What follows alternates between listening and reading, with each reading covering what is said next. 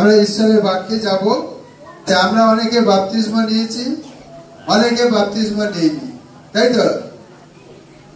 কিন্তু যখন প্রভুর ভোজ হয়, যারা বাপ্তিস্মা নিয়েছে তারা খালি প্রভুর ভোজ খায়, যারা বাপ্তিস্মা নেয়নি তারা প্রভুর ভোজ খায়নি।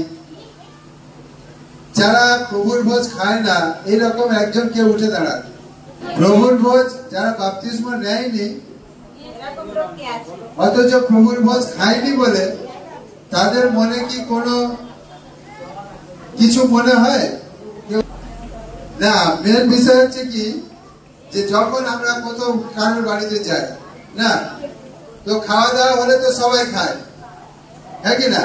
কিন্তু একজনকে যদি খাবার না দেওয়া হয় তাকে খারাপ লাগে, লাগে কিনা? কিন্তু সেই প্রভুর ভোজের বিষয়টা আমাদের জানা প্রয়োজন। আজকে সেই বিষয়ে আমরা ঈশ্বরের বাক্য থেকে দেখব। যারা বাপ্তিস্মা নিয়েছে, যারা প্রভুর ভোজ খায়, যারা খায় না, প্রত্যেকের আমি বলবো প্রত্যেকের জানা অবশ্যই দরকার। এবং সব সময় আমরা হয়তো এই বিষয়টা বলি না, কারণ কি অনেক কিছু বিষয় থাকে। কেবল আর কেবল নতুন নিয়ম পড়তে হবে, পুরাতন নিয়ম দরকার নাই। কিন্তু পুরাতন ছাড়া নতুনের অস্তিত্ব নাই। আদম হওয়া নাই তো কোনো মানুষ নাই। হালেলুয়া, হ্যাঁ কি না? নিয়ম নীতি বিধান অনেক পরের ব্যাপার।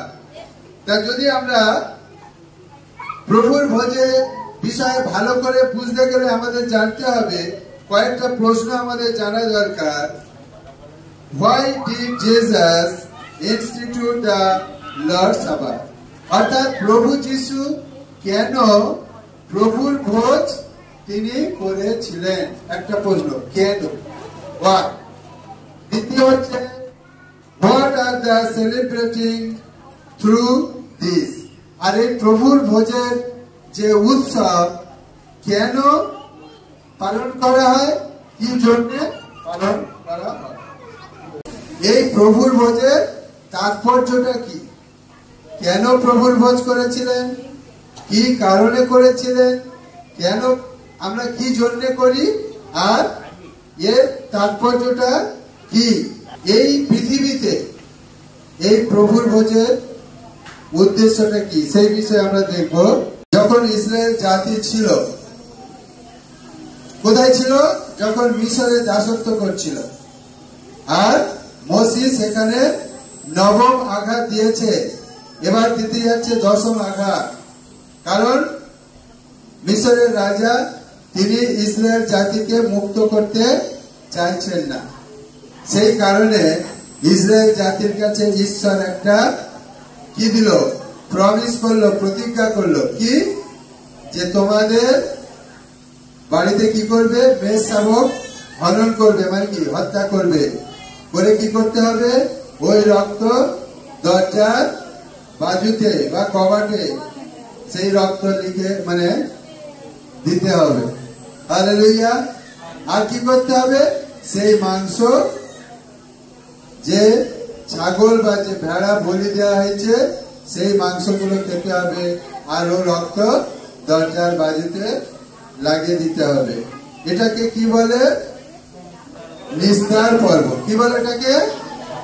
নিস্তার পর্ব। অর্থাৎ ইসরায়েল জাতিকে উদ্ধারের পর্ব। কিসের পর্ব?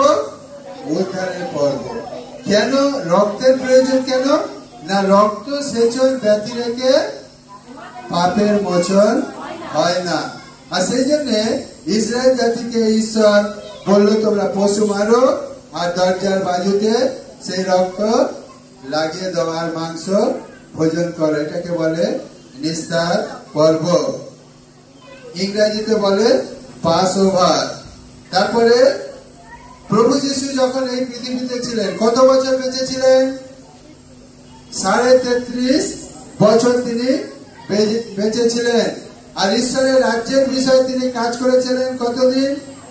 প্রায় 3.5 বছর। এবং প্রভু যিশু তার শিষ্যদের সঙ্গে এই নিস্তার পর্ব প্রতি বছর পালন করতেন। কিন্তু যেদিন যিশুকে শত্রুদের হাতে সমর্পণ করা হবে, শত্রুকে ধরে নেওয়া হবে। তার আগের দিন রাতে কি যিশু শিষ্যদের সঙ্গে একটা ভোজ, ইস্টার পর্বের ভোজ প্রস্তুত করেছিলেন।